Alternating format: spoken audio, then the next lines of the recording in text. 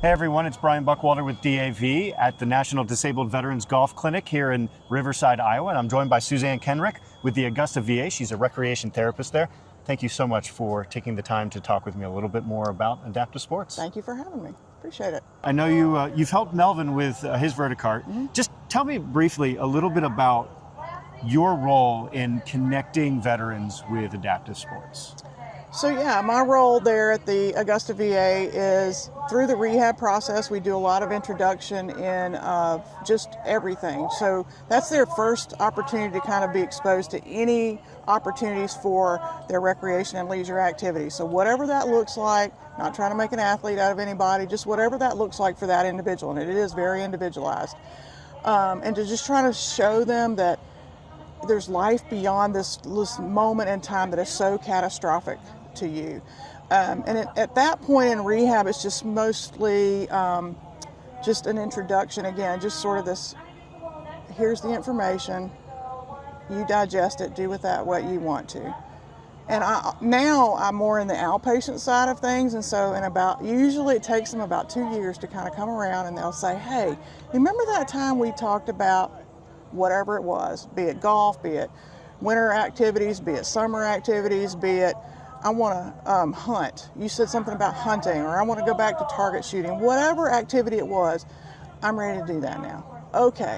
And so then I try to lay the groundwork for what does that look like? Okay, you may be a para, you may be a quadriplegic, and what kind of adaptations you might need and what is available to you in your area.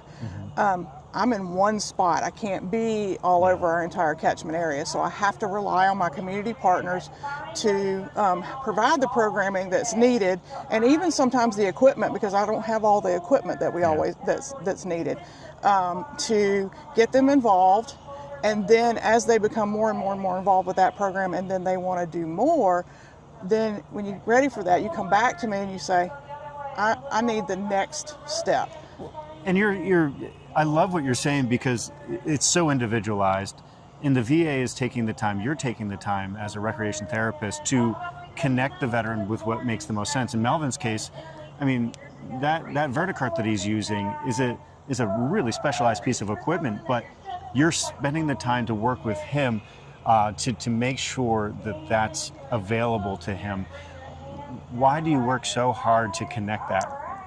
I'm a lucky one, really. I have such a privilege to, I've been exposed to so many things and know what's out there and what's available, to be able to find the right piece of equipment. And we don't just go to the very most high end.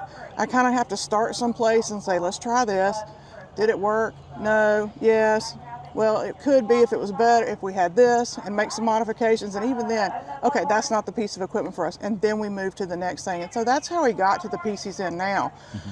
He tried the Solo Rider, but it didn't offer him the support that he needed. Even with some adaptations and some straps and things, it just didn't do what we needed it to do.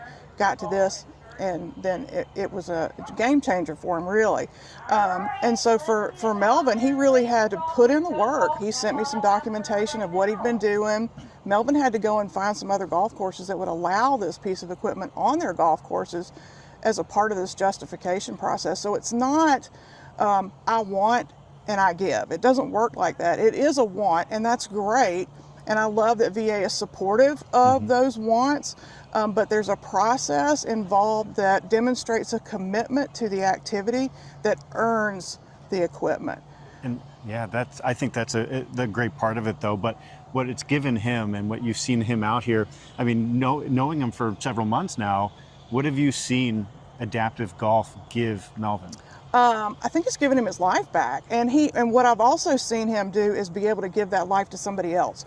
So he's taking his opportunity with this and sharing it with other people with disabilities, and now he's saying, hey, come play with me. You can use my equipment too. Try what I have. Let me show you what I've got. And then can we meet here and do other things? And it's made him be more outgoing, I think, and really be more involved in his community, and he's real close with his family, and just be a good ambassador for what adaptive sports can do for people, not just golf, but just adaptive sports in general. Yeah, I mean, they are life-giving, as you've said, and thank you for all you do to help provide our veterans with that opportunity. So thank you so much for your time. Thank you. Thank you all for watching. To find out more, visit National Disabled Veterans Golf Clinic online at veteransgolfclinic.org.